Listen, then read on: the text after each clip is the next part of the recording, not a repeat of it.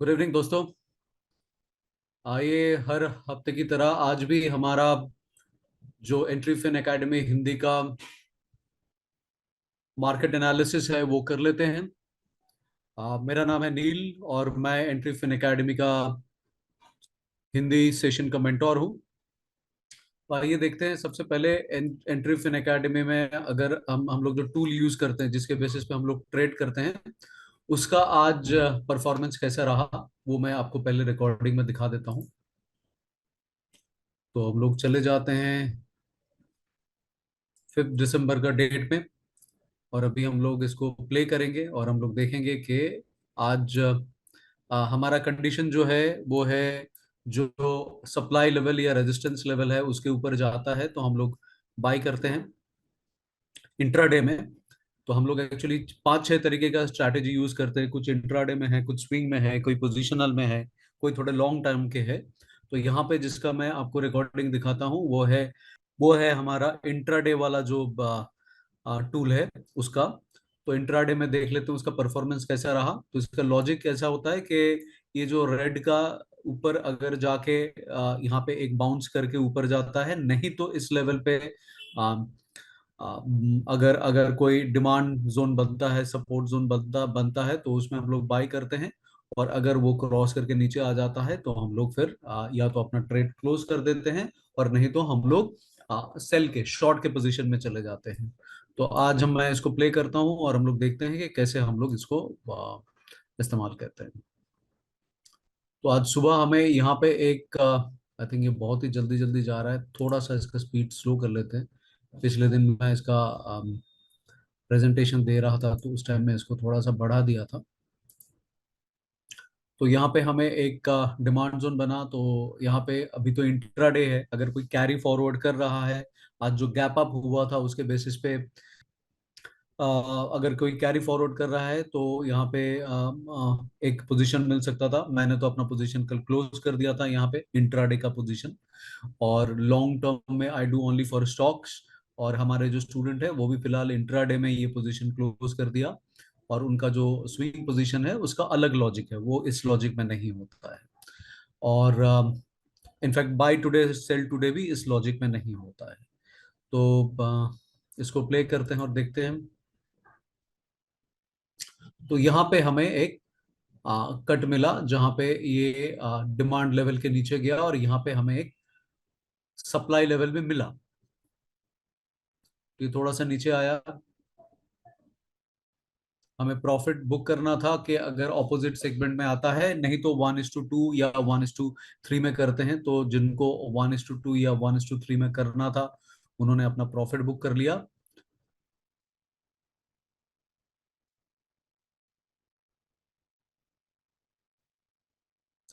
तो ये फिर इसके ऊपर चला गया, तो मतलब हमारा अगर आपने 1:2 1:3 में नहीं किया तो आपका यहाँ पे आपका लॉन्ग पोजीशन बना, तो यहाँ पे स्टॉप लॉस हिट हो गया। और फिर यहीं पे अपना मार्केट स्टॉप हो गया। राइट। सो इंट्राडे में अगर जो जो लोगों ने 1:2 1:3 के हिसाब से किया था उन्होंने प्रॉफिट बुक किया। और जो के ऑल टाइम ट्रेड में रहते हैं या तो पी नहीं तो सी, तो उनके लिए यहाँ पे स्टॉप लॉस हिट हो गया और फिर ये बाय में चला गया। So this is the way हम लोग एंट्री फिन एकेडमी में काम करते हैं कि कोई फिल्टर नहीं, कोई ये नहीं। मैंने पिछले दिन आपको ट्रेड भी दिखाया था। तो इसमें हमारा ये रहता है कि हम लोग लॉजिकली ट्रेड करते हैं और लॉजिकली हम लोग एंट्री और एग्जिट लेते हैं। तो अभी आइए मार्केट में जो हमारा जो खास लेवल्स है उसको देख लेते हैं कि क्या क्या लेवल में हमारा अभी मूव हो सकता है मार्केट। तो हम लोग इसके लिए चले जाएंगे, निफ्टी में चले जाएंगे और निफ्टी में हम लोग देखेंगे कि क्या क्या मेजर लेवल हमें मिलता है। तो निफ्टी में आज इतना राइज के बाद पहली बार निफ्टी में एक हमें छोटा सा रेड कैंडल देखने को मिला है। तो ऊपर का लेवल के लिए हमारे पास तो कोई कोई भी हमारे पास रेफरेंस नहीं है। तो ऊपर का लेवल को हम लोग कुछ बोलेंगे भी नहीं। तो ऊपर का लेवल के लिए हम लोग एक ही काम करेंगे कि जहां पे निफ्टी यहाँ पे चला गया है तो यहाँ पे हम लोग मार्क करके रखेंगे। यहाँ पे फिर से वापस आएगा तो हम लोग एक स्विंग ट्रेडिंग के लिए सोचेंगे, अदरवाइज हम लोग कुछ नहीं कर सकते यहाँ पे। अगर हम लोग 4 आवरली लेवल पे जाए तो देखते हैं कोई भी लेवल पे हमें कुछ लेवल मिल रहा है, तो ये भी मोटा मोटा सेम लेवल ही है।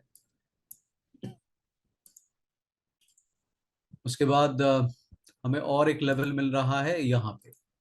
So this is another level, जो हम लोग थोड़ा सा मल्टी टाइम फ्रेम एनालिसिस जो हमारे चैनल पे रेगुलर है वो जानते हैं कि कौन कौन सा लेवल पे हम लोग काम करते हैं और कैसे करते हैं। तो 1 आवर, तो 1 आवर के नीचे, मतलब मोटा मोटा आई डोंट लाइक कि 1 आवर या 30 मिनट्स के नीचे नीचे जाए। तो ये जो लेवल है 20,133 का जो लेवल है, इसको फिलहाल हम लोग एक स्ट्रॉन्ग लेवल ऑफ रिट्रेसमेंट, जिसको हम लोग बोलेंगे एक demand level, projected demand level, उसके हिसाब से इसको मैप करके रखते हैं। ठीक है। सो ये हमारा ये लेवल हो गया, और ऊपर में तो सप्लाई लेवल का कुछ अभी ठिकाना ही नहीं है कि कहाँ पे जाके फिर से निफ्टी बाउंस बैक करेगा या वापस आएगा। ऑल टाइम हाई मार्केट में हम लोग वो कुछ नहीं कर सकते। जिनको थोड़ा पोजिशनल ट्रेडिंग करना है, थोड़ा लॉन्ग टर्म ट्रेडिंग करना है और स्विंग लेवल समझना है कि this is the level we found, right. तो अभी हम लोग चले जाएंगे थोड़े बहुत स्टॉक के पास, और हम लोग देखेंगे कि वो स्टॉक्स में क्या हो रहा है। तो ये रिलायंस का स्टॉक है, रिलायंस को भी हम लोग डेली में चले जाते हैं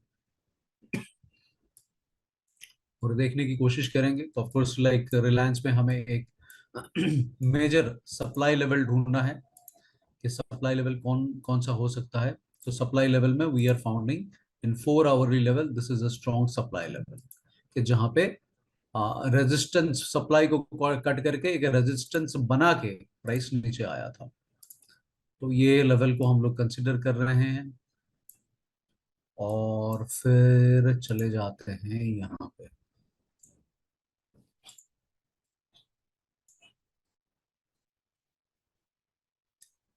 और फिर हम लोग जाते हैं थोड़ा सा छोटा टाइम फ्रेम में और देखने की कोशिश करेंगे हमारा जो डिमांड लेवल आया है वो कुछ यहाँ पे आया है। तो स्टॉक पे I as a person as a trader I don't do intraday trading. मैं इंडेक्स में खाली इंट्राडे ट्रेडिंग करता हूँ, और स्टॉक्स के लिए I normally go for positional. तो इसमें जो एंट्री फिन एकेडमी का स्टॉक मार्केट 360 वाला कोर्स है, वहां पे हम लोग रेगुलरली सिखाते हैं कि what is the ways of making your watch list, कौन सा स्टॉक में काम करेंगे, और वो स्टॉक में आपका लेवल्स कैसे आइडेंटिफाई करेंगे, स्टॉक को सिलेक्ट कैसे करेंगे, उसके कुछ इजी मेथड्स सिखाते हैं। तो if any of you interested to explore it, आप लोग जरूर हमसे संपर्क कर सकते हैं। जो नीचे दिए गए नंबर्स है इस वीडियो के, वहां पे आप कांटेक्ट कर सकते हैं। तो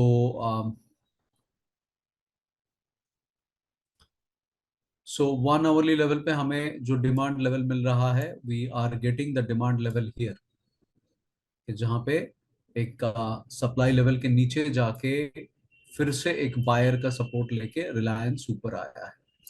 सो ये एक अपना वीकली बेसिस पे हम लोग कंसिडर कर सकते हैं, ये एक रिट्रेसमेंट लेवल है, इसके ऊपर गया तो बुलिश है, ठीक है, बट यहाँ पे पहुंचता है तो वहां पे आके फिलहाल के लिए, या इस सप्लाई लेवल को क्रॉस करके नीचे आता है। So these two are the major levels. अगर आप लोगों को कोई स्क्रीनशॉट वगैरह लेना है तो आप लोग बिल्कुल ले सकते हैं। तो हम लोग हर एक सेक्टर के कुछ स्टॉक को एनालाइज करने का कोशिश करेंगे, ये मिड ऑफ द वीक है।